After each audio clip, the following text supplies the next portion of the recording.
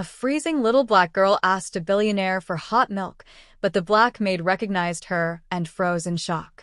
The winter wind howled through Manhattan's Upper East Side like a beast unleashed, carrying with it tiny crystals of ice that stung any exposed skin. The street lamps cast golden halos through the swirling snow, illuminating the pristine sidewalks where doormen in crisp uniforms stood guard outside towering apartment buildings. This was a neighborhood where wealth whispered rather than shouted, where every breath seemed to cost more than most people earned in a day. Against this backdrop of opulence, a small figure huddled near the entrance of the prestigious Hamilton Tower.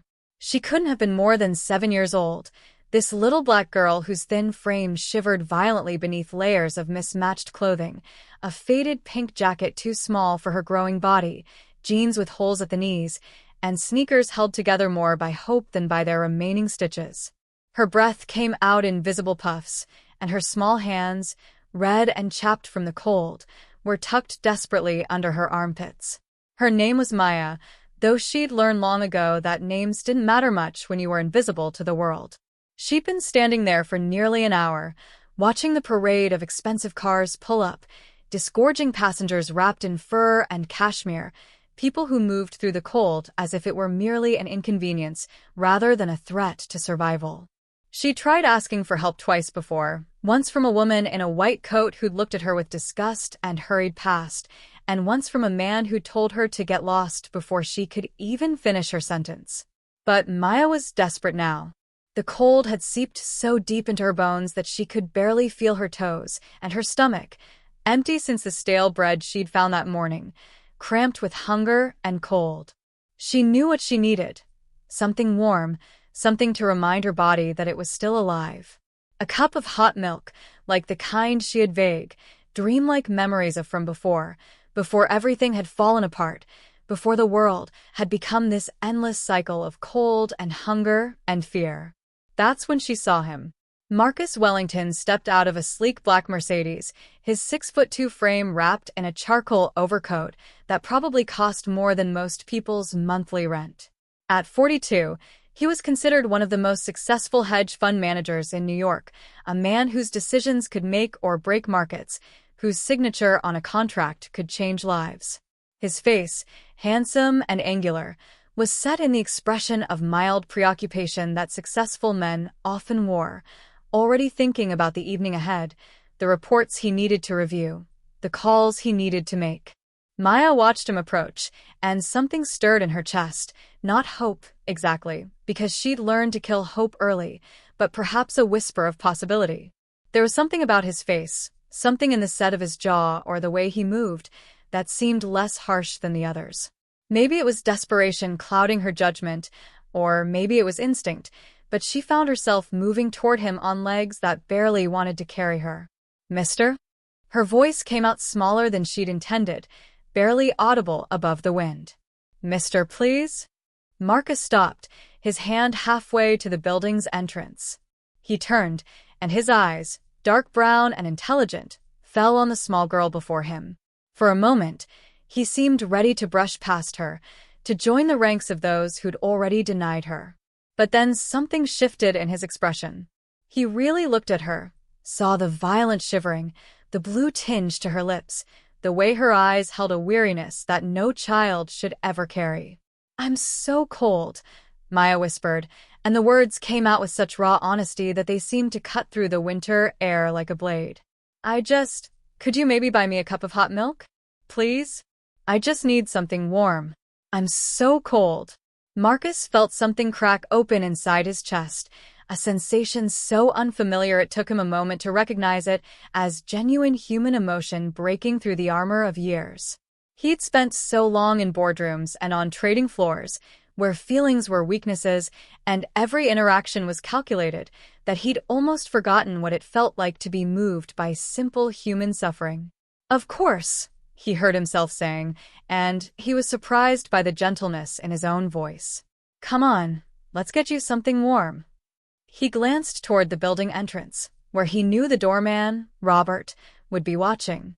But as his eyes swept past the glass doors, he caught sight of another figure, his housekeeper, Grace, who'd been returning from an errand.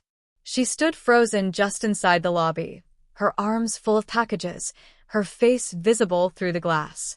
And the expression on that face stopped Marcus cold for a second time. Grace's normally composed features had transformed into a mask of absolute shock. Her dark skin had gone ashen, her eyes wide and fixed on the little girl with an intensity that bordered on terror. The packages slipped from her arms, tumbling to the marble floor with crashes that Marcus could see, but not hear through the thick glass. Grace's hand flew to her mouth, and even from this distance, Marcus could see that she was trembling. But it was the look in her eyes that truly unsettled him, a mixture of recognition, fear, and something that looked almost like guilt. "Grace," he called out, concerned, but she didn't seem to hear him. She stood paralyzed, staring at Maya as if she'd seen a ghost. Maya, oblivious to the drama unfolding through the glass, tugged gently on Marcus's sleeve. "Sir?" "The milk." Marcus tore his gaze from Grace and looked down at the child. Up close, he could see the details the distance had hidden. The delicate bone structure of her face, the long lashes that framed eyes of a remarkable golden brown, the small scar on her left cheekbone. Something about her features tugged at him, a sense of familiarity he couldn't quite place, like a song heard long ago and half forgotten. "Yes, of course," he said, shaking off the strange feeling. "Let's go to the cafe just around the corner. It's warm there." As he guided Maya down the street, his hand hovering protectively near her shoulder without quite touching her, he glanced back once more at the building. Grace had disappeared from view, but the image of her shocked face remained burned into his mind. Inside the lobby, Grace collapsed against the wall, her heart hammering so hard she thought it might break through her ribs. Her hands shook as she pressed them against her chest, trying to breathe, trying to think, trying to process what she'd just seen. That child.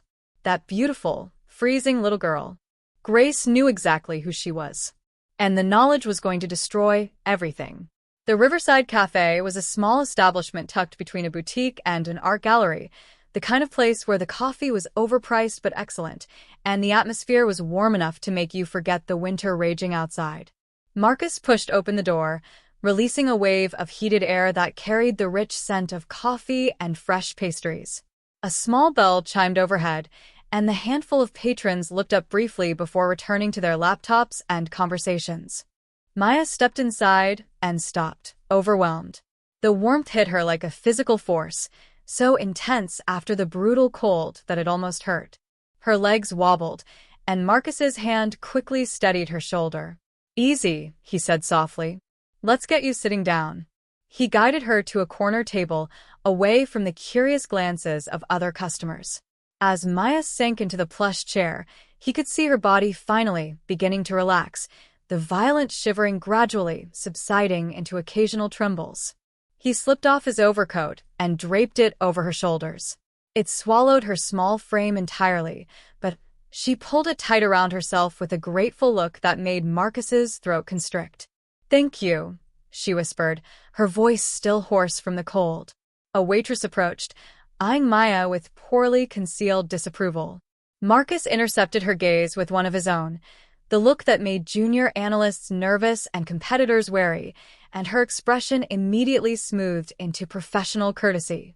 "A large hot milk for the young lady," he said, his tone brooking no argument. "And make it with whole milk, please. Actually bring her a hot chocolate as well. And..."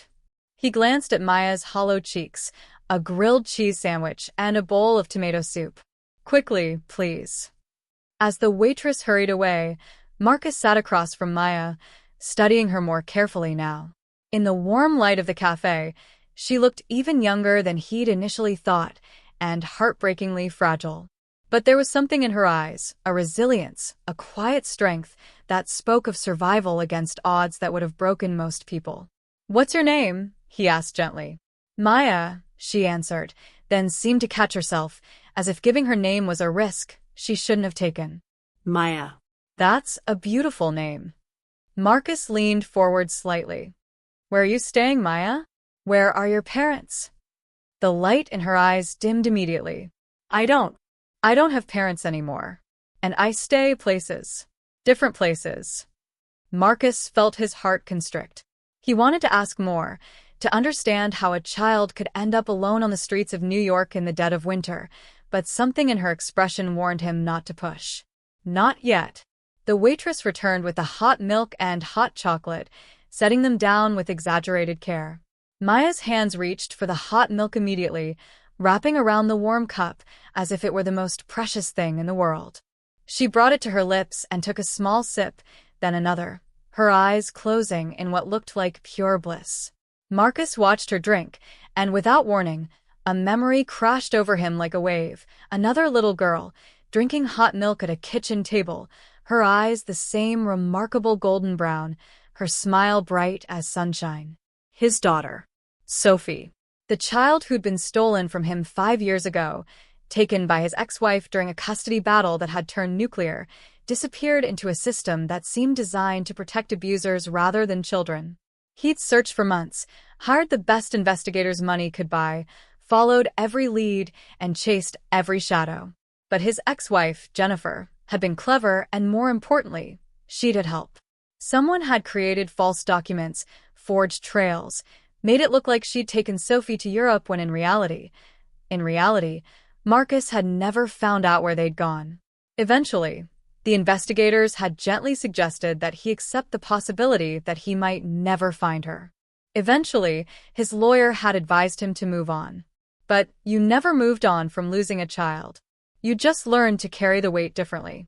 Looking at Maya now, watching her drink the hot milk with such desperate gratitude, Marcus felt the old wound tear open again. Sophie would be about this age now. Would she remember him? Would she be safe, warm, cared for? Or would she be like Maya, alone, freezing, forgotten by a world that should have protected her? Sir? Maya's small voice broke through his thoughts. Are you okay? Marcus realized his eyes had filled with tears. He blinked them away quickly, embarrassed. I'm fine. Just you reminded me of someone. Someone you miss? The simple directness of the question, asked with such innocent understanding, nearly undid him completely. Yes. Someone I miss very much. The soup and sandwich arrived, and Maya ate with the focused intensity of someone who didn't know when the next meal might come. Marcus ordered coffee for himself, but barely touched it, too absorbed in watching this small child and wrestling with the emotions she'd awakened in him. Meanwhile, several blocks away, Grace sat in Marcus Wellington's apartment, her hands still shaking as she stared at the phone in her lap. She'd fled to the apartment as soon as her legs could carry her, leaving the dropped packages scattered across the lobby floor for the doorman to collect. Now she sat in the pristine kitchen of Marcus's penthouse, surrounded by the evidence of wealth and comfort, and felt like she was drowning. That little girl, that precious child, freezing on the street, begging for warmth. It was Sophie. It had to be Sophie. Grace had helped raise that child from infancy, had loved her like her own, had watched her grow from a tiny baby into a bright, beautiful toddler. She would recognize those eyes anywhere, that bone structure, the way she tilted her head when asking a question. But Sophie was supposed to be safe. Sophie was supposed to be with her mother, far away from here, living a good life. That's what Grace had been told. That's what she'd been promised. And that's what she'd been threatened to keep secret. Grace's hand trembled as she touched her phone, remembering the message she'd received just last week, another in a long series of reminders that had come regularly for the past 5 years. Remember what we discussed. The child is better off. Mr. Wellington has moved on. If you care about your own family, you'll keep silent. We know where your sister lives. We know where your niece goes to school. Accidents happen. The messages always came from block numbers. They were never overtly threatening, carefully worded to sound almost benevolent while making the danger crystal clear. Grace had tried once, in the early days, to tell Marcus the truth. She'd mustered her courage, prepared her words, walked into his study, with her heart pounding. But before she could speak, her phone had rung. The voice on the other end had been calm, almost pleasant. Grace, we're outside your sister's house right now. Beautiful children she has. It would be a shame if anything happened to them. Hang up now and go back to work. She'd hung up. She'd gone back to work. She'd swallowed the truth like poison and let it burn in her stomach for 5 years. Grace had tried to tell herself that it was for the best, that Sophie must be safe somewhere, that the people who'd taken her wouldn't hurt a child. But seeing Maya tonight, seeing Sophie, homeless, freezing, begging for scraps, it shattered every lie Grace had told herself to survive. The door to the apartment opened, and Grace jumped as if shot. But it was just Marcus, guiding a small bundled figure through the door. Grace's breath caught as she saw Maya up close again, no glass between them this time, just the devastating reality of Sophie Wellington standing in her father's apartment, neither of them knowing who the other was. "Grace," Marcus said, concern etching his features. "Are you all right? Robert said you dropped all the packages and looked ill." Grace forced herself to breathe, to smooth her expression, to become the composed housekeeper Marcus knew. "I'm fine, Mr. Wellington. Just felt a bit faint for a moment. I'm better now." But her eyes betrayed her, fixing on Maya with an intensity she couldn't quite hide. The little girl looked back at her with innocent curiosity, no recognition in her golden brown eyes. Of course not. She'd been so young when she was taken, barely 2 years old. She wouldn't remember Grace, wouldn't remember this apartment, wouldn't remember anything of the life she'd had here. "Grace, this is Maya," Marcus said softly. "She needs help. I'm going to call social services, but for tonight, I was hoping we could." "No." The word burst from Grace with more force than she'd intended. Both Marcus and Maya stared at her in surprise. Grace swallowed hard, trying to moderate her tone. "I mean, social services, they're so slow, sir. And it's late. The child is exhausted. Perhaps she could stay here tonight? I could make up the guest room. We could call them in the morning." Marcus looked surprised but pleased. "I was hoping you'd say that. I didn't want to send her back out into the cold, but I wasn't sure if it would be too much trouble." "No trouble at all, sir." Grace's voice was steadier now, even as her heart hammered against her ribs. She needed time. Time to think, time to figure out what to do, time to understand how this impossible situation had come to be. "Come with me, sweetheart. Let's get you cleaned up and into some warm clothes." As Grace led Maya down the hallway, she felt the weight of 5 years of silence pressing down on her shoulders. She'd kept quiet to protect her family. She'd stayed silent because she was afraid. She'd swallowed the truth because the alternative seemed impossible. But now the truth had come walking out of the winter night, freezing and frightened, and asking for help. And Grace didn't know if she had the courage to keep lying or the courage to stop. The guest room that Grace prepared was like something from a dream compared to the places Maya had been sleeping. The bed was enormous, covered in soft white linens that looked like clouds, with pillows so plump they seemed to defy gravity. The walls were painted a gentle cream color, decorated with tasteful abstract art that caught the warm light from the bedside lamps. Through the window, Maya could see the glittering lights of Manhattan stretching out like a field of earthbound stars. But it was the warmth that truly overwhelmed her, constant, gentle warmth that wrapped around her like invisible arms. She stood in the middle of the room, still wearing Marcus's oversized coat over her threadbare clothes, afraid to touch anything for fear of sullying it with her presence. Grace watched the child from the doorway, fighting back tears that threatened to spill over. This room had been Sophie's nursery once, though it had been redecorated years ago, all traces of the little girl who'd lived here carefully erased. Did Marcus avoid this room now? Did he walk past it every day and feel the ghost of his daughter's absence? "Let's get you into the bathroom, sweetheart," Grace said gently, guiding Maya toward the ensuite. "You can take a warm bath, and I'll find you some clean clothes." The bathroom was all marble and gold fixtures, with a bathtub large enough to swim in. Grace ran the water, testing it carefully with her hand, adding a small amount of bubble bath that released the scent of lavender into the steam. Maya watched with wide eyes, as if she'd never seen anything so luxurious, and perhaps she hadn't, not for a very long time. "I'll be right outside," Grace said. "Take as long as you need. There are towels in the cabinet, and—" Her voice caught slightly. "And you're safe here, Maya. You understand? You're safe." Maya nodded, though her eyes held a wariness that broke Grace's heart. The child had learned not to trust promises of safety. While Maya bathed, Grace hurried to her own small room off the kitchen, the modest quarters where she stayed during her overnight shifts. She dug through her belongings until she found what she was looking for, a small box, carefully hidden at the back of her closet, that she'd kept for 5 years despite knowing she should have destroyed it. Inside were photographs. Sophie as a baby, held in Marcus's arms, both of them laughing. Sophie at 18 months, taking her first steps in this very apartment. Sophie at 2 years old, just weeks before she disappeared, playing with blocks in the living room, her golden brown eyes bright with concentration. Grace's hands shook as she looked at the photos, then thought of the child in the bathtub. The resemblance was unmistakable, the same eyes, the same delicate bone structure, the same way of tilting her head. But 5 years could change a child. Could Grace really be certain? And even if she was certain, what could she do? The threats against her family had never stopped.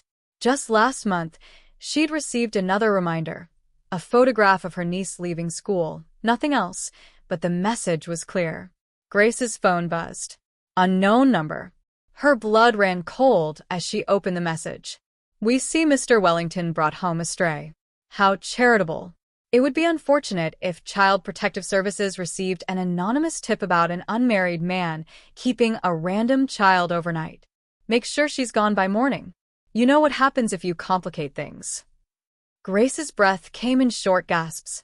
They were watching. Of course they were watching. They'd been watching for 5 years, making sure she never stepped out of line, never revealed the truth, never did anything that might reunite father and daughter. But who were they? That was the question that had haunted Grace for years. The messages came from different numbers, always blocked, always untraceable.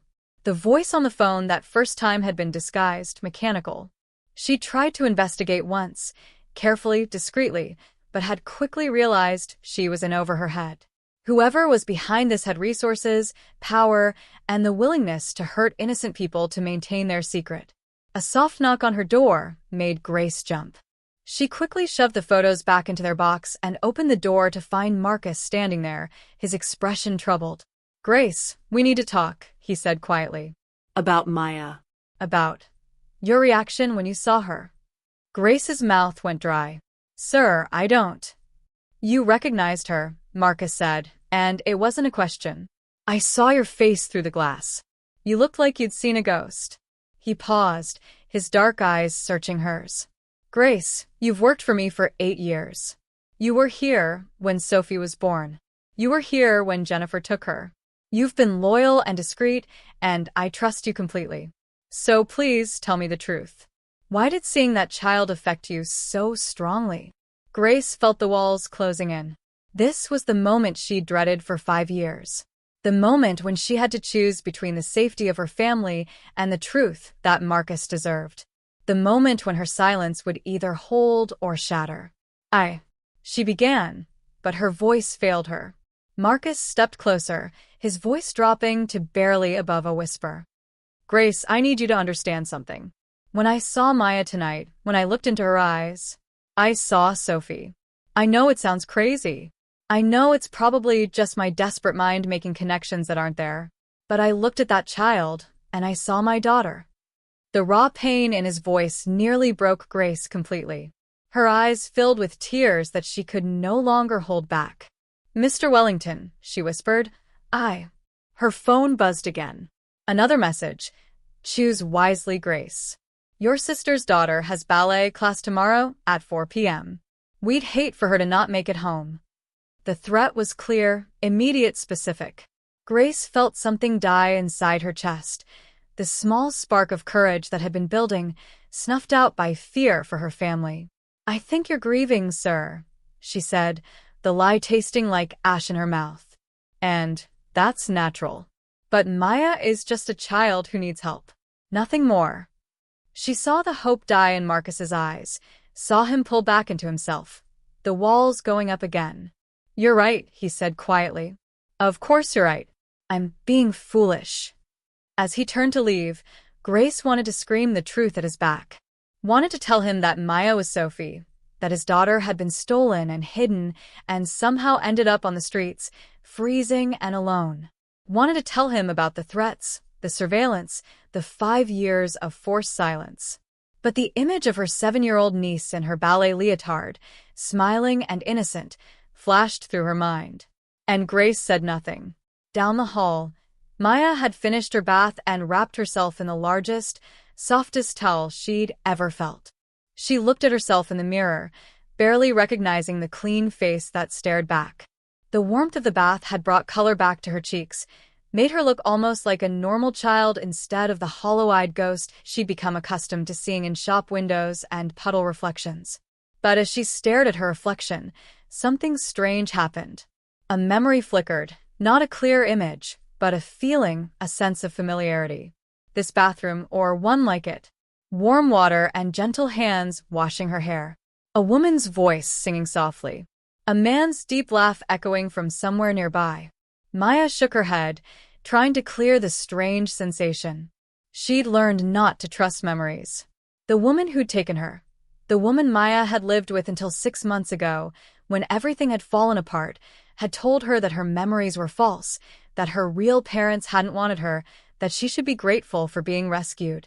But sometimes, in dreams, Maya saw other things. A different life. Loving arms. A feeling of being cherished and safe. She'd learned not to talk about those dreams. 20 blocks north, in a penthouse even more luxurious than Marcus's, Victoria Wellington paced in front of floor-to-ceiling windows that overlooked Central Park. She was a striking woman of 45, with the same dark eyes as her younger brother, but none of his warmth. Her features were sharp and aristocratic, her blonde hair pulled back in a severe chignon that matched her personality. Everything about Victoria was calculated, controlled, perfect, from her designer dress to her manicured nails to the way she held her wine glass, just so. But tonight, that control was slipping. Her phone had rung an hour ago with news she'd hoped never to hear. Marcus had brought a child home. A little black girl, found on the street, fed and bathed and put up in the guest room for the night. Victoria's carefully constructed world was crumbling.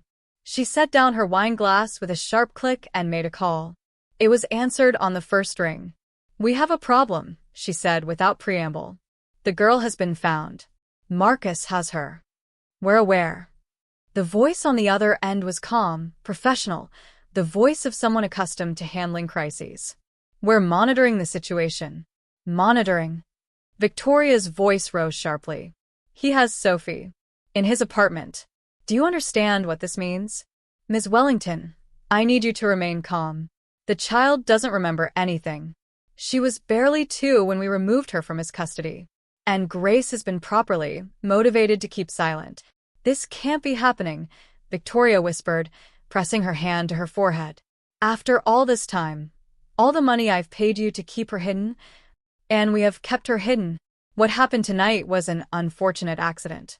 Jennifer was supposed to maintain better control. Her substance issues complicated matters." Victoria's blood ran cold. "Jennifer's dead, isn't she? That's why Sophie ended up on the streets." A pause. "Ms. Holbrook passed away 6 months ago. Overdose. We've been trying to locate the child since then, but she'd run from the foster situation we'd arranged. Street children are notoriously difficult to track." Victoria sank into a chair, her legs suddenly weak. This wasn't supposed to happen. When she'd orchestrated Sophie's disappearance 5 years ago, it had all seemed so simple, so justified.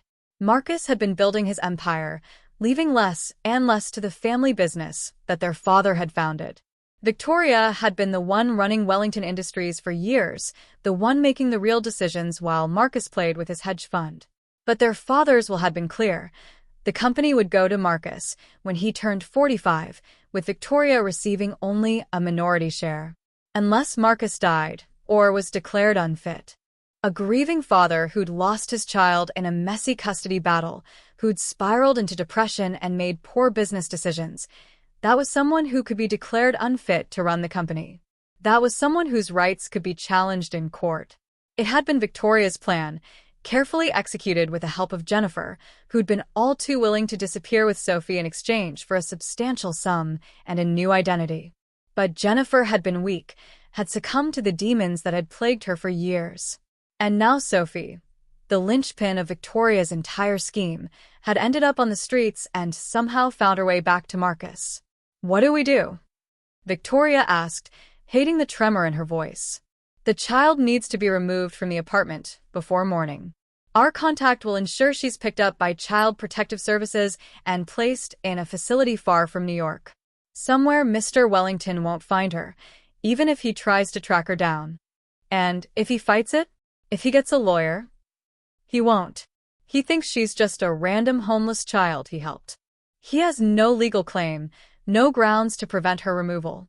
By the time he could file any paperwork, she'll be in the system, another lost child in a sea of thousands." Victoria wanted to feel relieved, but something cold and heavy had settled in her chest. She stood and walked to the window, looking out at the glittering city. Somewhere down there, in her brother's apartment, was the niece she'd helped steal. The child whose disappearance had nearly broken Marcus, had sent him into a spiral of grief and guilt that Victoria had exploited ruthlessly to undermine his position at the company. "Ms. Wellington," the voice on the phone prompted. "Do it," Victoria said quietly. "Just make sure she's not hurt. Place her somewhere decent. She's family, even if Marcus can never know that." "Of course. We'll handle everything." After the call ended, Victoria poured herself another glass of wine with shaking hands. She told herself she'd done what was necessary. Business was business. The company needed strong leadership, and Marcus had proven he couldn't balance family and ambition. She'd saved Wellington Industries. She'd made the hard choices. But late at night, when the wine couldn't quiet her thoughts, Victoria sometimes wondered what kind of monster she'd become. She thought about Sophie as a baby, the few times she'd held her niece before the bitterness and resentment had consumed her completely. She thought about Marcus's face when Jennifer had disappeared with Sophie, the way he'd aged 10 years in a single day. And she thought about her father, long dead now, and wondered what he would think of the daughter who'd betrayed her own blood for the sake of a company's control. In the apartment downtown, Maya had changed into an old t-shirt of Marcus's that Grace had found, which hung on her like a dress.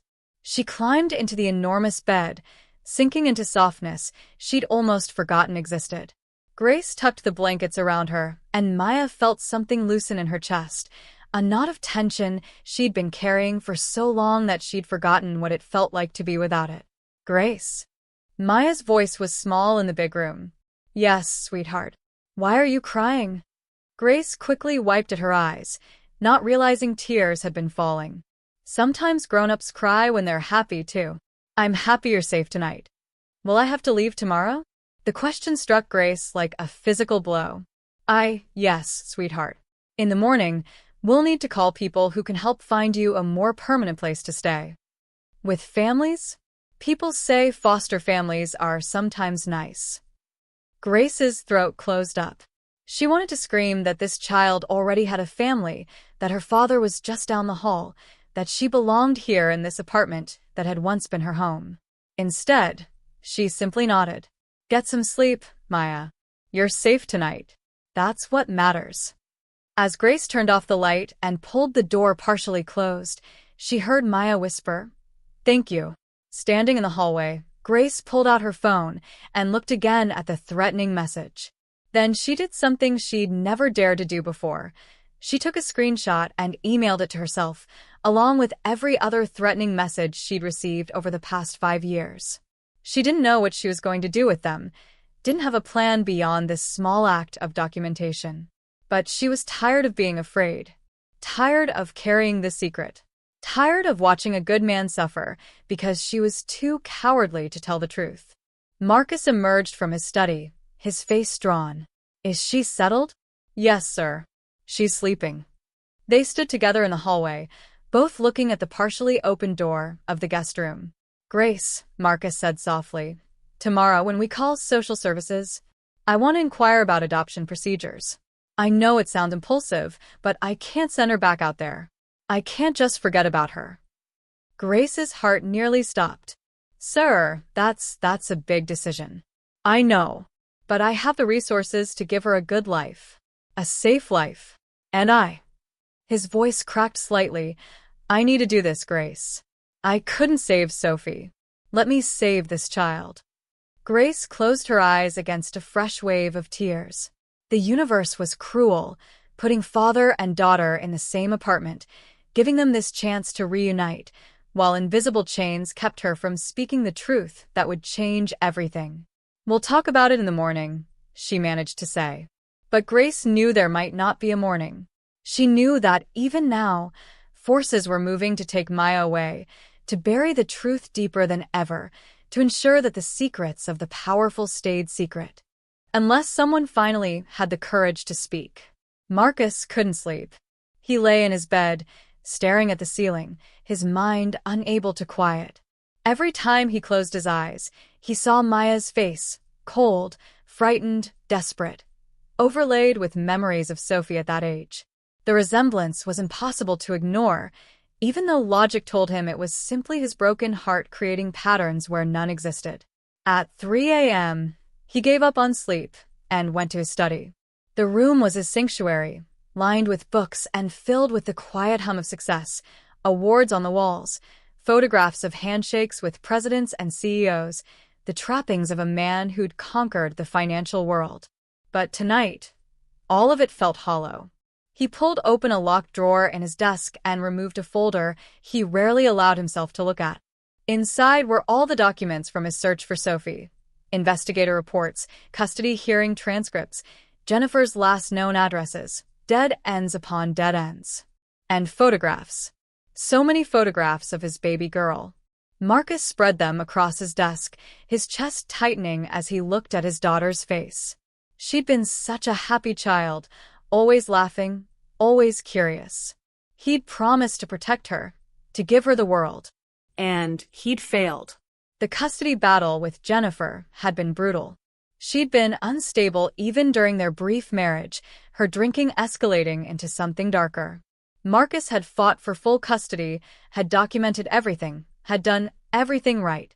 The court had been on the verge of ruling in his favor when Jennifer had simply vanished with Sophie during what was supposed to be a supervised visit. The supervisor, a woman named Mrs. Chun who'd later been found to have falsified her credentials, had claimed Jennifer had overpowered her.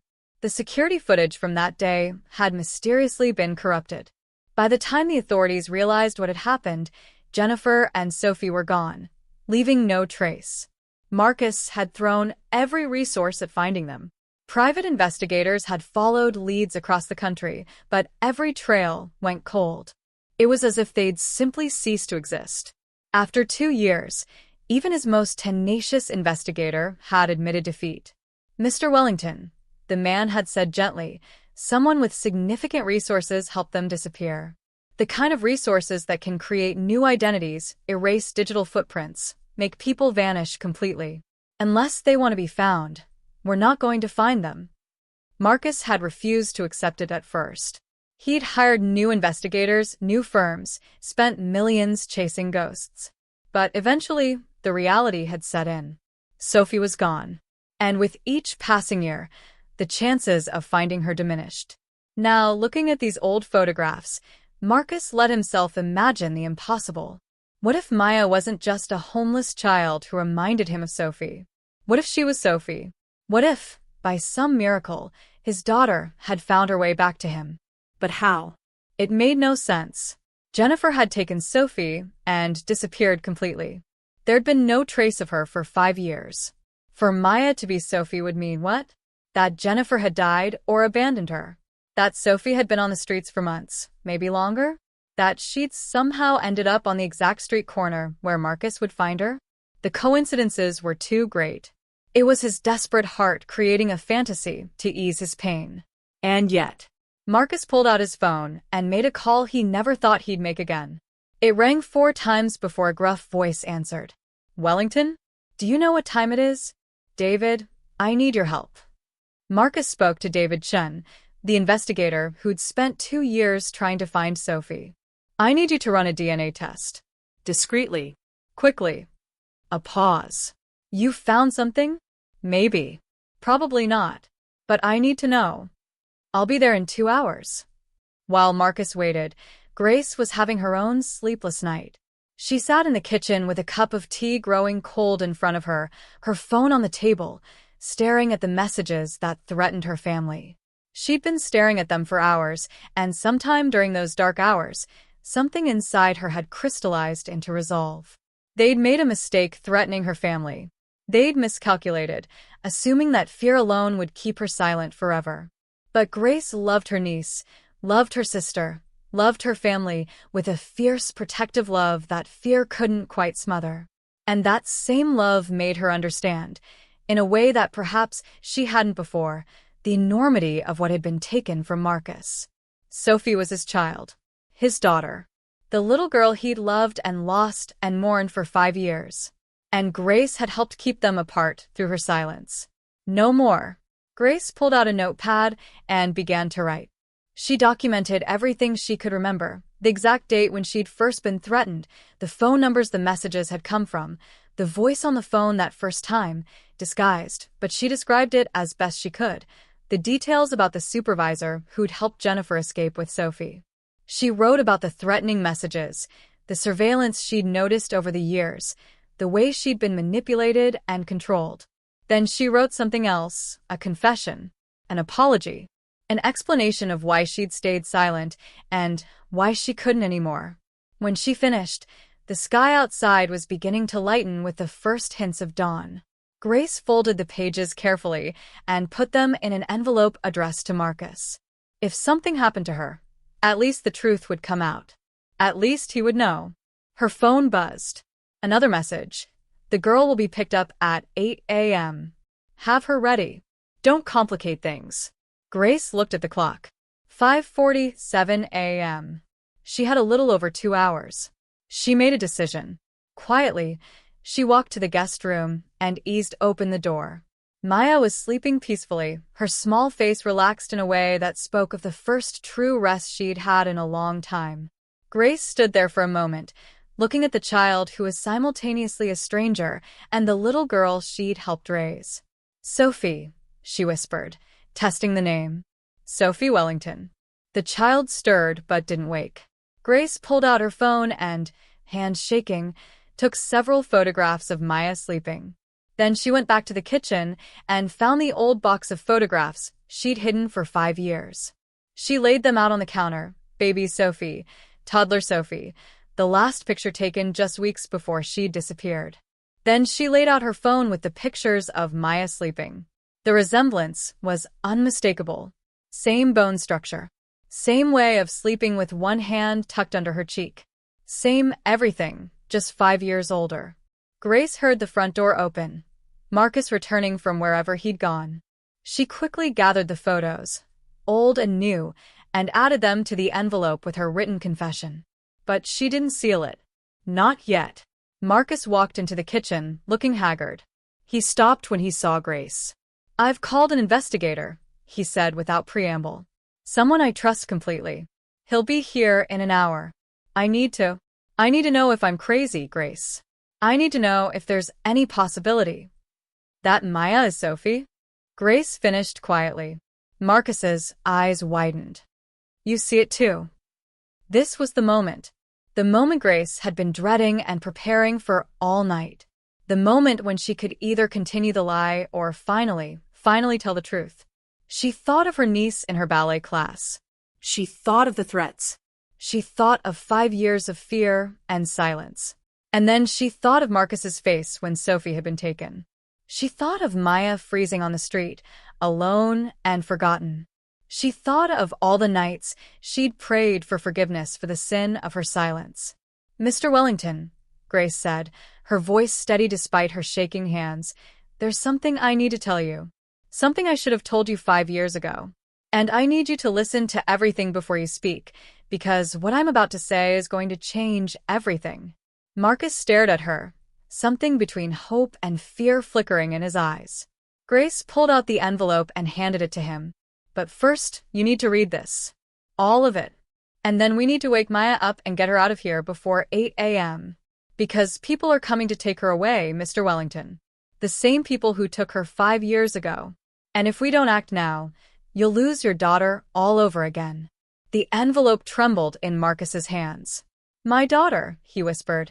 Grace, what are you saying? I'm saying that the impossible has happened. I'm saying Maya is Sophie.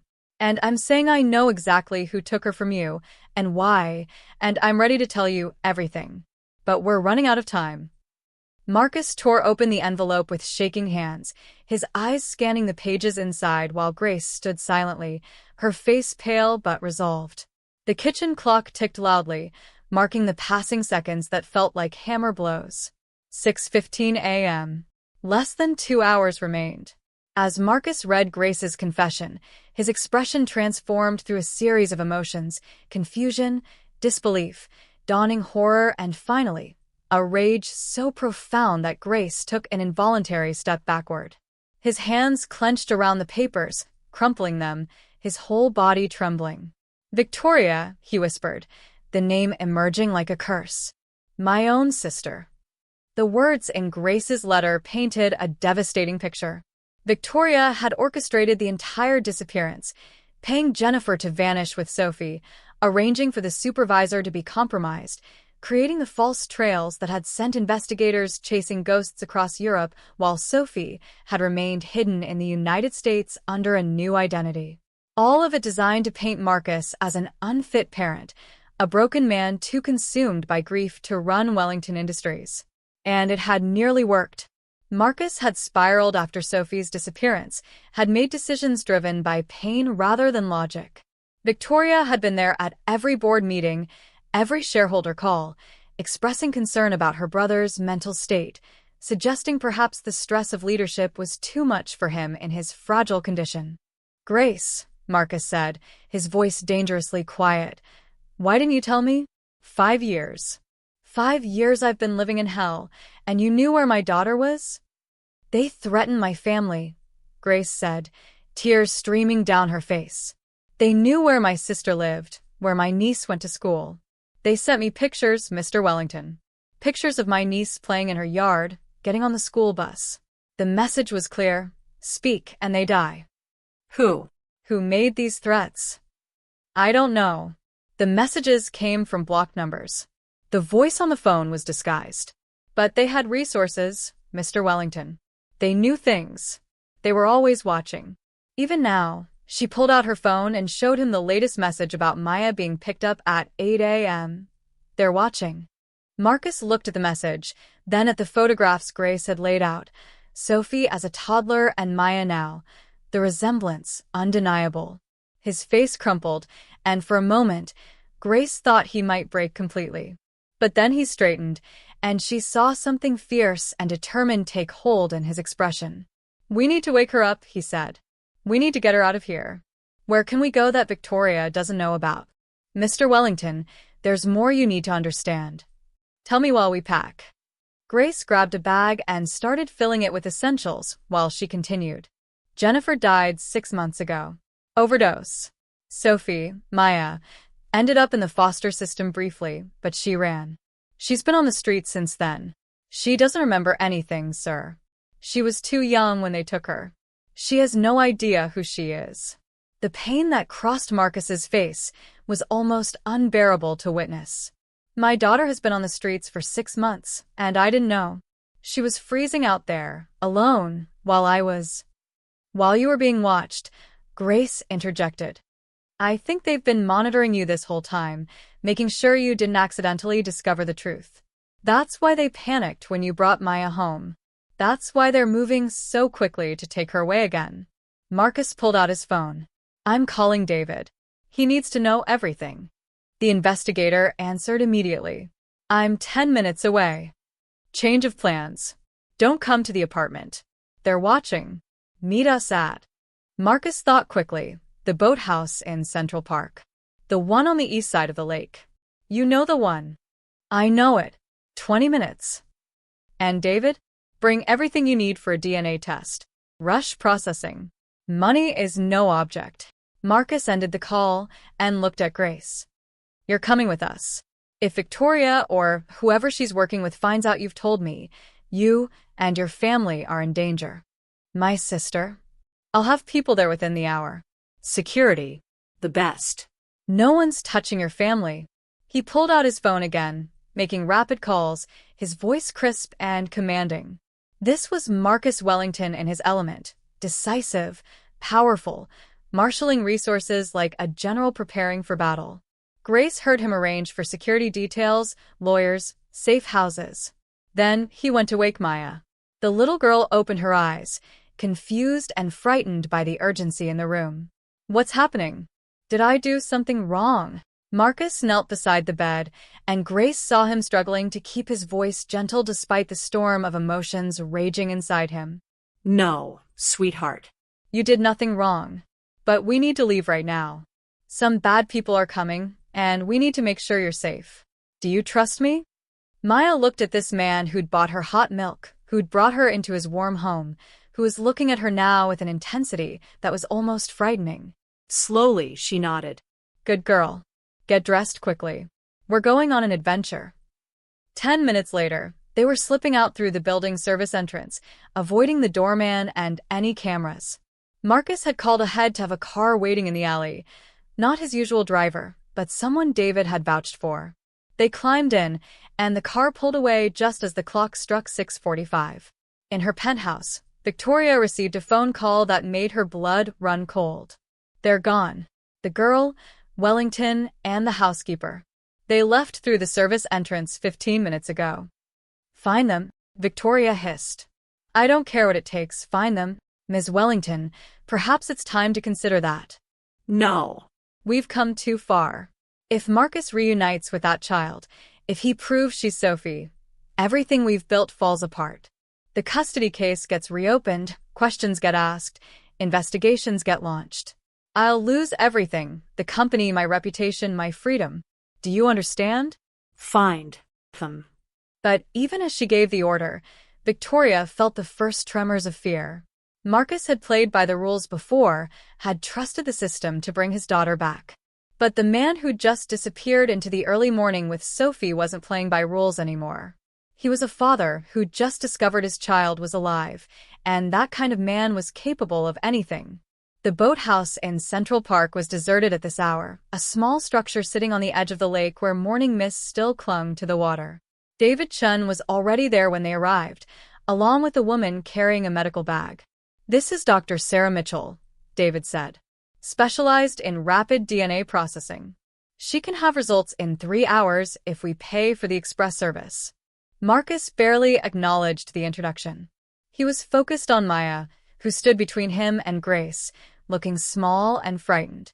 Maya, Marcus said gently, kneeling so he was at her eye level, we need to take a sample of your DNA. It won't hurt, just a swab of your cheek. Is that okay? Why? Maya asked, her voice small. Marcus glanced at Grace, then back at Maya. How did you tell a child that she might be your long-lost daughter? That the life she'd been living was a lie? That everything was about to change? Because I think you might be someone very special to me, he said finally. Someone I've been looking for a long time. But I need to be sure before I can explain more. Will you let the doctor take the sample? Maya studied his face, those golden brown eyes searching for something. Finally, she nodded. Dr. Mitchell worked quickly and professionally, taking samples from both Maya and Marcus. I'll run these immediately. 3 hours as promised. As she left, David pulled Marcus aside. I got your message with all the details. I've already started tracking down the phone numbers Grace received threats from. Most are burner phones, but we might get lucky. I've also put a team on Victoria's movements and financials from 5 years ago. If she orchestrated this, there'll be a trail. What about Maya? Legally, what's our position? David's expression was grim. Right now, she's a minor without documented guardians. If Child Protective Services gets involved, they'll take her into custody while they sort things out. Victoria could use that, could claim you're the one who kidnapped her, twist the narrative. We need to move fast.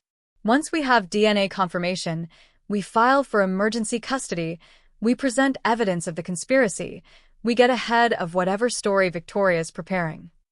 And my sister? If we can prove she orchestrated Sophie's disappearance, we're looking at kidnapping charges, conspiracy, possibly more. This is serious, Marcus. This could destroy her. Marcus looked at David with eyes like steel. She destroyed 5 years of my life. She stole my daughter and let her end up on the streets. I don't care what happens to Victoria. I care about protecting Sophie. Grace sat with Maya on a bench overlooking the lake, wrapping the child in a warm blanket. Are you scared? She asked gently. Maya nodded. What's happening? Who is that man really? Grace took a breath. This wasn't her truth to tell, but maybe it was time for Maya to start hearing parts of it. His name is Marcus Wellington. 5 years ago, he had a little daughter who was taken from him. Her name was Sophie. He's been looking for her ever since. And he thinks I'm her? We don't know yet, sweetheart. That's what the test is for. Maya was quiet for a long moment, watching the mist rise from the lake. I have dreams sometimes, she said finally. Dreams about a different life. There's a man in them who feels safe. And a woman who isn't mean. And warmth. Lots of warmth. Are those real memories or just wishes? Grace's eyes filled with tears. I think they might be memories, sweetheart. I think they might be very real. The 3 hours that followed were the longest of Marcus's life. He paced the boathouse, made calls to lawyers and security teams, reviewed Grace's evidence again and again. David worked his network, pulling in favors, gathering information. Grace stayed with Maya, keeping the child calm and distracted with stories and gentle conversation. And then, at 9:47 a.m., Dr. Mitchell returned. She walked into the boathouse with a folder in her hands and a small smile on her face. Mr. Wellington, I have your results. Marcus's heart stopped. Everything, his past, his future, his entire world, hung on what was in that folder. The DNA match is conclusive, Dr. Mitchell said. Probability of paternity, 99.99%. Mr. Wellington, this child is your daughter. The world seemed to tilt on its axis. Marcus heard the words, but his brain couldn't quite process them. 5 years of grief, of searching, of desperate hope mixed with crushing despair. And here was the answer, simple and absolute. Sophie, he whispered, looking at the little girl who was staring at him with wide, confused eyes. Her name is Sophie. The next hours moved with the surreal quality of a dream. Marcus wanted to sweep Sophie into his arms, to never let her go again, but he forced himself to move slowly. This child, his daughter, didn't remember him. To her, he was still a stranger, albeit a kind one. Rushing her would only frighten her more.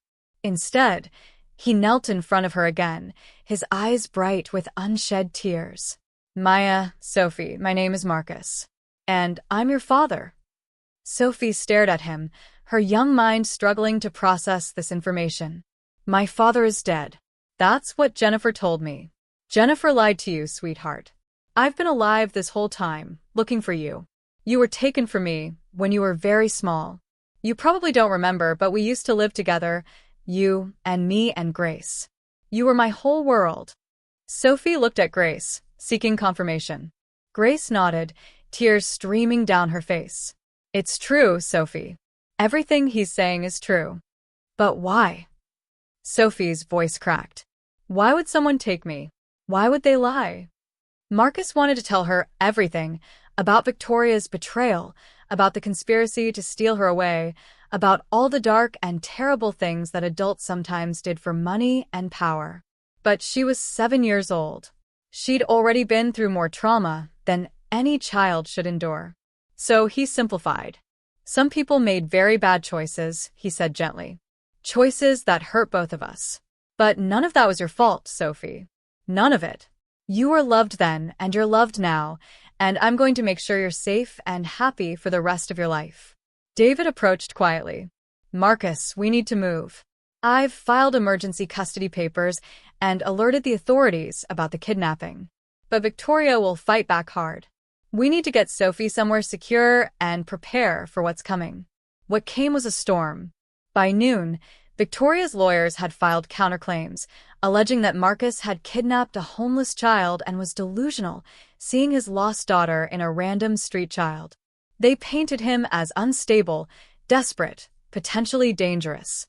They demanded Sophie be removed from his custody immediately and placed with Child Protective Services pending a full investigation. But Marcus had prepared for this.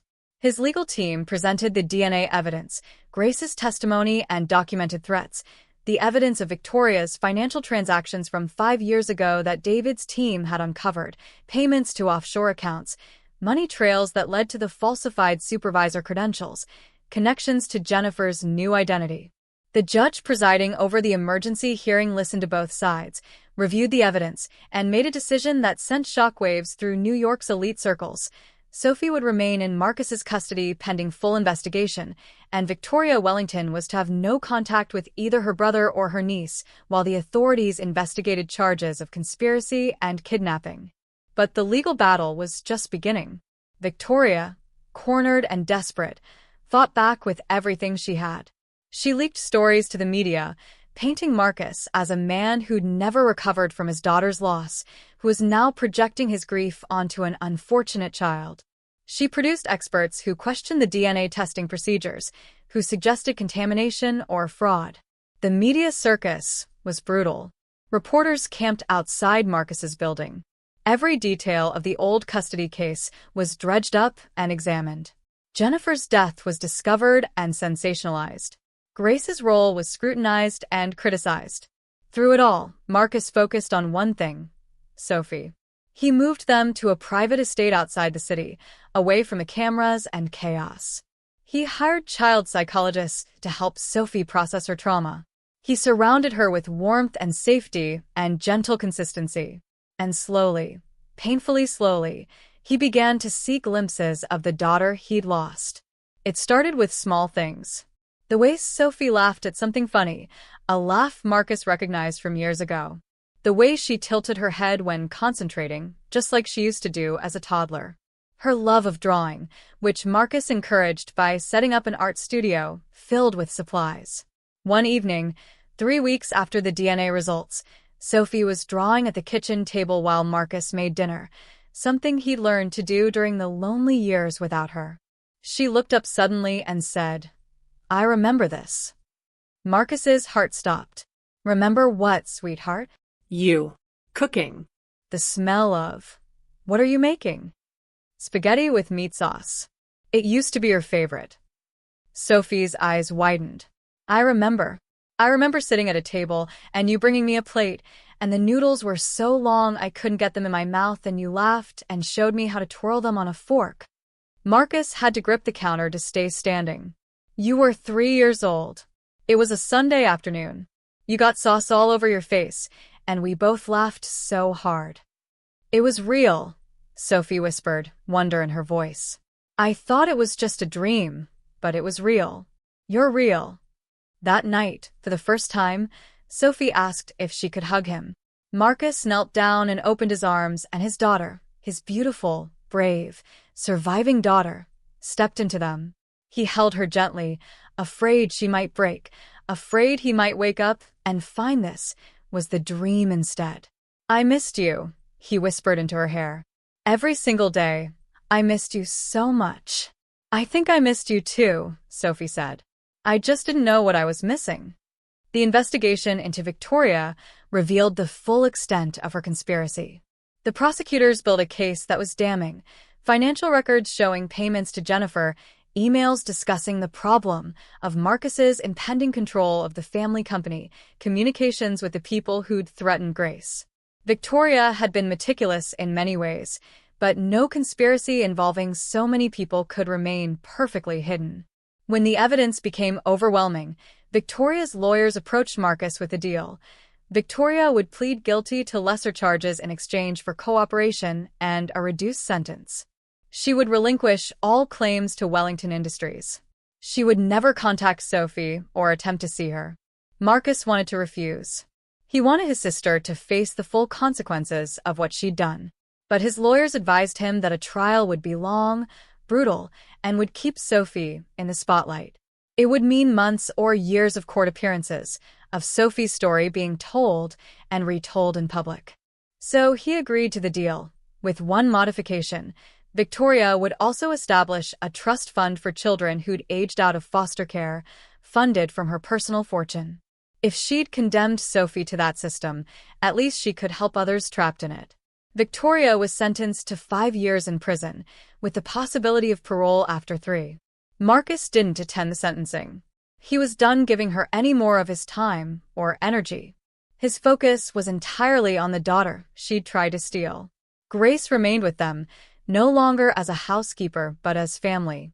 The threats against her family had evaporated once Victoria's conspiracy was exposed. The people who'd been making those threats had scattered, disappearing before they could be caught. Grace's sister and niece were safe, and Grace herself had become an essential part of Sophie's healing. "She's the connection to my past," Sophie explained to Marcus one day. "She remembers me when I was little. She can tell me stories about who I was."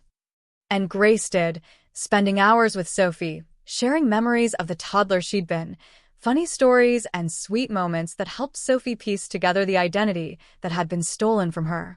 6 months after that frozen night when Sophie had asked for hot milk, Marcus stood in the doorway of her bedroom, watching her sleep. The room had been redecorated to Sophie's preferences, walls painted her favorite shade of blue, shelves filled with books she loved, her artwork displayed like a gallery. She slept peacefully now, no longer the restless, frightened sleep of a child expecting danger. Grace appeared beside him, placing a gentle hand on his shoulder. "She's doing well," she said softly. "Thanks to you," Marcus replied. "If you hadn't found the courage to tell the truth, I should have told it years ago. I'll carry that regret for the rest of my life. You were protecting your family. I understand that now. And in the end, you made the right choice." They stood in silence for a moment, watching the child they both loved. "Do you think she'll be okay?" Grace asked. "Really okay? After everything she's been through?" Marcus thought about the question seriously. "I think she'll carry scars. What happened to her will always be part of her story. But she's strong, Grace. Stronger than anyone should have to be at 7 years old. And now she has people who love her, who will protect her, who will help her heal. That has to count for something." "It counts for everything," Grace said. The next morning was Saturday. Sophie came running into Marcus's room at dawn, jumping onto his bed with the kind of energy only children possess. Dad. "Dad, wake up. Can we make pancakes? And can we go to the park? And can Grace come too?" "Dad." She'd started calling him that 2 months ago, tentatively at first, then with growing confidence. Every time Marcus heard it, his heart felt too big for his chest. "We can do all of those things," he said, pulling her into a hug. "But first, I have something for you." He reached into his nightstand and pulled out a small box. Inside was a locket, gold and delicate, with a picture of the two of them from earlier that week on one side, and a picture of baby Sophie with Marcus from 7 years ago on the other. "So you can carry both versions of us," Marcus explained. "Who we were and who we are now. Both parts of your story." Sophie opened the locket and stared at the baby picture. "I was so small. You were perfect. You are perfect." She looked up at him with those golden brown eyes he'd thought he'd never see again, and smiled. "I love you, Dad. I love you too, sweetheart. More than you'll ever know." Later, at the park, Marcus watched Sophie play on the swings while Grace sat beside him on a bench. The winter had given way to spring, and the world was green and alive again. Sophie's laughter carried on the breeze, the sweetest sound Marcus had ever heard. "You know what's strange?" he said to Grace. "If I'd passed Sophie on the street that night, and she hadn't asked for help, if I'd been in a different mood or distracted by work, if any of a dozen small things had been different, we might never have found each other." "But you did find each other," Grace said. "Against all odds, despite all the people trying to keep you apart, you found each other. That has to mean something." Marcus thought about that night, about a freezing little girl asking a stranger for hot milk, about a cup of warmth that had changed everything, about how the smallest acts of kindness could ripple out in ways you could never predict. "It means everything," he said. Sophie ran over, breathless and happy. "Can we get hot chocolate? Like we did that first night?" "Of course we can." "And can we add extra marshmallows?" "As many as you want." Sophie grabbed his hand, small and warm in his, and they walked together toward the cafe on the corner. Grace followed, smiling at the picture they made, a father and daughter, reunited against impossible odds, building a future from the ashes of a painful past.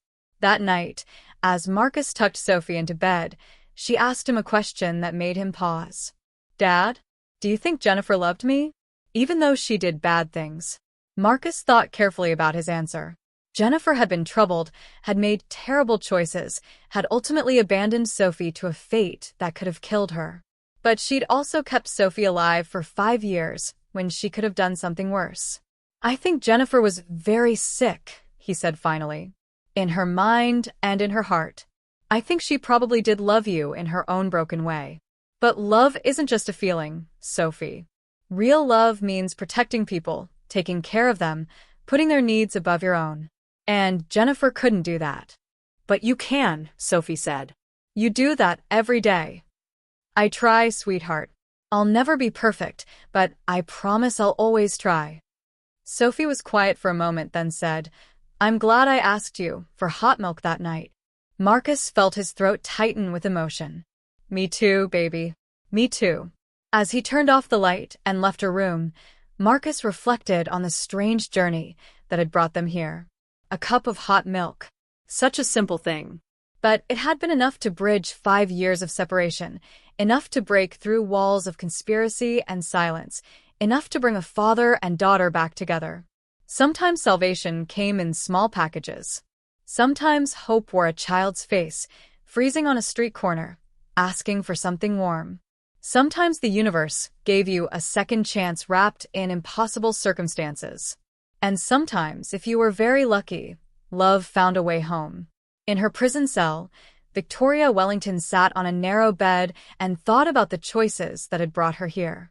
She thought about the company she'd lost, the freedom she'd sacrificed, the family she'd destroyed. And she thought about Sophie, the niece she'd stolen, the child who'd suffered because of her ambition. There would be no redemption for Victoria, no Hollywood ending where the villain saw the error of her ways and earned forgiveness.